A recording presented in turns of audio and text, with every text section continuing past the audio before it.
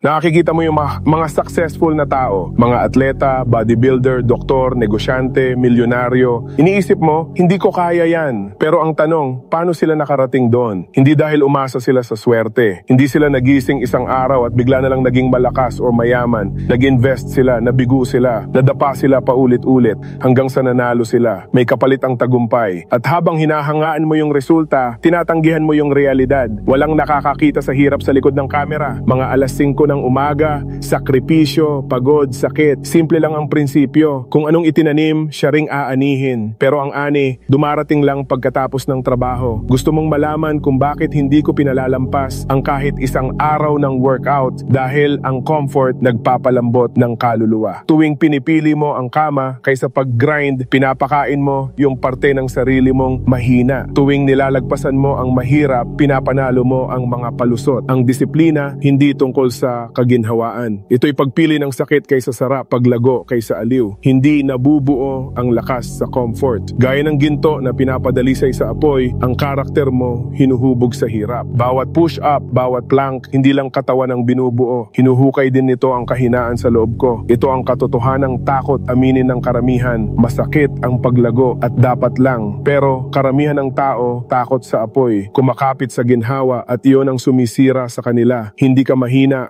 dahil mahirap ang buhay. Mahina ka kasi iniiwasan mo ang hirap. Tumatakbo ka mula sa pagsubok na dapat sana'y nagpapalakas sa'yo. Ang pagsubok nagpapanday ng tibay. Ang tibay bumubuo ng karakter at kung walang karakter, babagsak ka kapag dumating ang unos. Kaya ako sumusulpot araw-araw. Hindi dahil madali, hindi dahil gusto ko, kundi dahil ayokong sirain ako ng comfort. Hindi ako takot sa apoy dahil alam ko kung anong meron sa dulo nito, pagbabago. Hindi mo pa rin naaabot ang gusto mo sa buhay kasi niniloloko mo ang sarili mo. Sabi mo gusto mong magbago, sabi mo may plano ka, sabi mo seryoso ka. Pero tuwing oras na para kumilos, tumitiklop ka. Alam ko yan kasi dumaan na rin ako dyan. Dati, puro salita lang ako. Sabi ko, gagawin ko to, magbabago ako. Pero nung oras na ng disiplina, tamad ako, umatras ako at pinapanalo ko ang palusot. Pero napatingin ako sa mga taong hinahangaan ko, yung disiplinado, malakas, matatag. Sigurado akong tinatamad din sila minsan. Pero anong pagkakaiba nila? Hindi sila nagpapatalo sa katamaran. Ginagawa pa rin nila ang kailangan kahit walang gana. Yon ang naghiwalay sa kanila at sa dati kong sarili. Ang palusot, tanikala.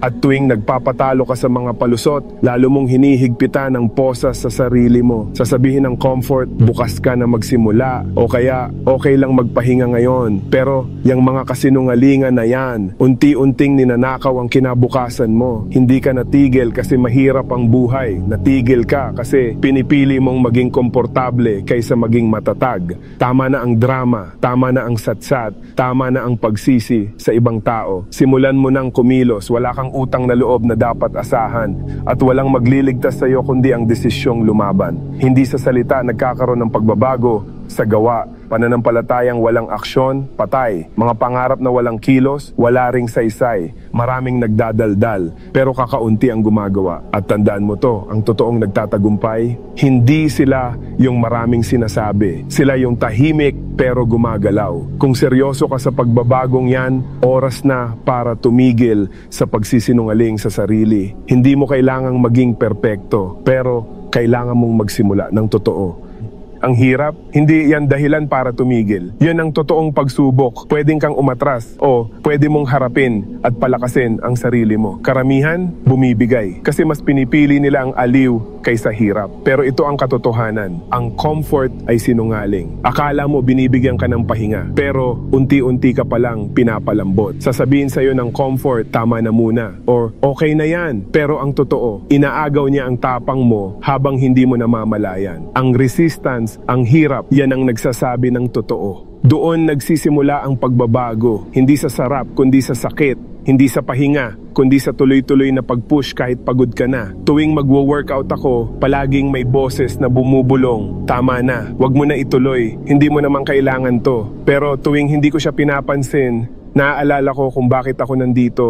Dahil ang lakas ay hindi nabubuo sa pag-atras, nabubuo ito sa pagtutulak. Hindi ka nilikha para maging duwag. Wala kang espasyo para sa takot at palusot. Binigyan ka ng Diyos ng espiritong matapang, may kapangyarihan at malinaw ang isipan. Ibig sabihin, kaya mong lumaban, kaya mong lampasan ang hirap. Pero eto ang totoo, hindi ito mangyayari kung pa-easy-easy ka lang. Kailangan mong tumutok, kailangan mong patigasin ang loob mo. Kailangan mong manalangin para sa tibay na hindi basta sumusuko. Tumigil ka na sa pagiging mahina ang isip. Ang resistance, yung hirap na yan, ginagamit yan para durugin ang kahinaan sa'yo, para yung malakas na parte mo, siya ang mabuo. Ang pagsubok nagtuturo ng tibay. Ang tibay bumubuo ng karakter. At ang karakter nagbibigay ng tunay na lakas. Kung iiwas ka sa hirap, mananatili kang marupok. Kung mananatili ka sa comfort zone mo, hindi ka lalago, lalambot ka. Ang hirap, para yang apoy, sinusunog ang kahinaan. At ang natitira, tunay na lakas. At ito ang brutal na katotohanan. Wala pa akong pinagsisihang laban na nilabanan ko hanggang dulo. Pero bawat pagsuko, laging may bit-bit na pagsisisi. Kaya tigilan mo ang pagtingin sa hirap bilang dahilan para umatras. Hindi ito para wasakin ka, ito'y para hubugin ka. At kung bumagsak ka sa test na to, mananatili kang mahina. Pero kung pumasa ka, magigising ang isang panibagong lalaki sa loob mo.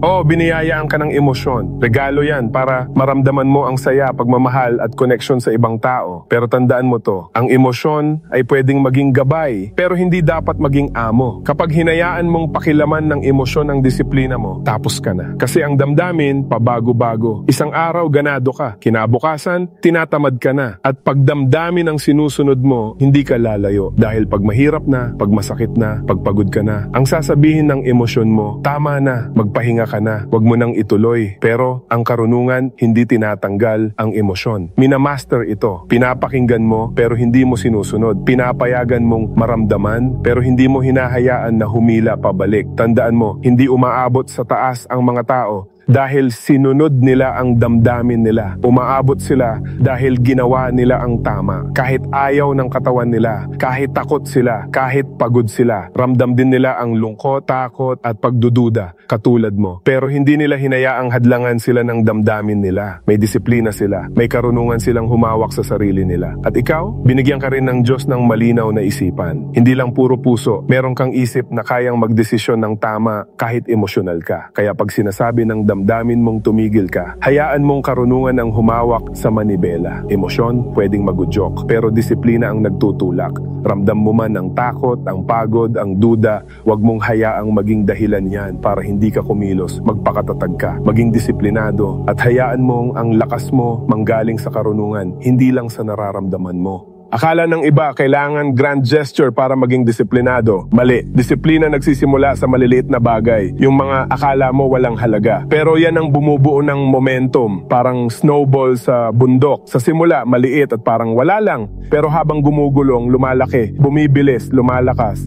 Hanggang sa kahit anong humarang, dinudurog niya. Pero kapag pinabayaan mong malampasan ang maliliit na bagay, yung tambak na kama, yung pag-skip sa gym, yung mamaya na lang sa importanteng usapan, unti-unti mong binubura ang momentum na binubuo mo. Akala mo okay lang, pero yan ang unti-unting nagpapahina sa pundasyon mo. At tandaan mo to, kung paano mo gawin ang isang bagay, ganun mo rin haharapin ang lahat ng bagay. Kung tamad ka sa maliit, babagsak ka sa malaki. Disiplina, hindi yan base sa motivation. Kasi ang motivation darating at mawawala. Pero ang maliliit na consistent na aksyon, kahit walang gana, kahit pagod ka, yan ang tunay na lakas. Kahit pamanood ka ng motivational video araw-araw, walang magbabago kung hindi ka gagalaw. Hindi mo kailangan ng inspirasyon, kailangan mo ng disiplina, at kailangan mo ng sistema. Gusto mong magkaroon ng momentum, simulan mo sa non-negotiables, mga bagay na hindi mo na dapat pinagtatalunan pa araw-araw, malamig na paligo, linisin ang kwarto mo. Gawin agad ang pinakamahirap mong task. Bawasan ang oras sa phone. Mag-exercise araw-araw. Gumawa ng deep work na walang abala. Hindi ito optional. Ito ang pundasyon ng lakas mo. Bawat aksyon parang tulak sa snowball. At habang nagpapatuloy ka, hindi ka lang lumalakas. Nagiging unstoppable ka. Ang pag-quit, hindi lang masamang ugali. Sakit yan. At kung hindi mo to pipigilan, kakalat yan sa buong buhay mo. Tuwing sumusuko ka, tinuturuan mo ang sarili mong okay lang ang maging mahina. Na kapag mahirap na, pwede kang umatras. Na kapag hindi mo feel, okay lang hindi kumilos. Pero eto ang totoo. Ang pagsuko, unti-unting pinapatay ang tiwala mo sa sarili. Isipin mo to, kung hindi mo kayang panindigan ang pangakong binitawan mo sa sarili mo, sino pa ang magtitiwala sa'yo? At wag mong isipin na may pakialam ang buhay sa dahilan mo. Walang paki ang tagumpay kung pagod ka, kung natatakot ka, o kung wala ka sa mood. Either sisipot ka o hindi. At eto pa ang masakit. Kung palagi kang sumusuko kapag walang nakakakita, susuko ka rin sa oras na pinaka-importante. Dumaan na rin ako dyan. Yung mga pagkakataong gusto ko na talagang sumuko. Pero tuwing nilalabanan ko yon, lumalakas ako. At tuwing bumibigay ako, pakiramdam ko, parang lumiit ako. Parang lalo akong lumayo sa taong gusto kong maging. Ang disiplina, hindi lang basta present ka. Disiplina yung kahit gusto mo nang bumigay, hindi ka bumibigay. Kahit sumisigaw na ang katawan mo, tama na, tuloy ka pa rin. Bakit? Kasi alam mong bawat pag-ayaw mong sumuko, panalo mo yon laban sa kahinaan mo. Kaya wag mong hayaang i-define ka ng pagsuko. Patayin mo ang sakit na yan bago nito patayin ang potensyal mo.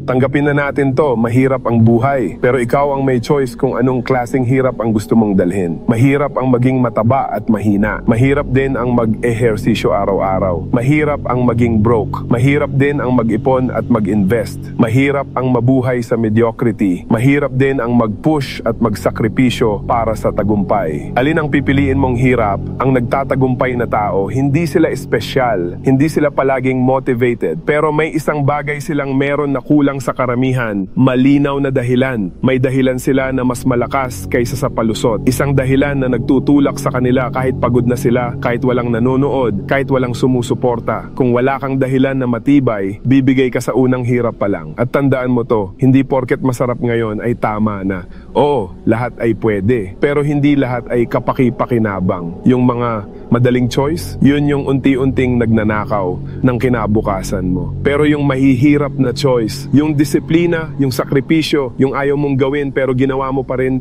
yan ang bumubuo sa'yo. Kaya itanong mo sa sarili mo, bakit ako nagsimula? Para kanino ako lumalaban? Para sa pamilya mo? Para sa kinabukasan mo? Para sa Diyos na tumawag sa'yo? Kapag malinaw ang dahilan mo, hindi mo na kailangang hintayin ang motivation. Yung dahilan mo ang hihila sa'yo kahit ayaw na ng katawan mo. Disiplina na walang dahilan, nakakapagod. Pero disiplina na may layunin, walang makakapigil. Hanapin mo ang dahilan mo. Kumapit ka rito at wag mo itong bibitawan.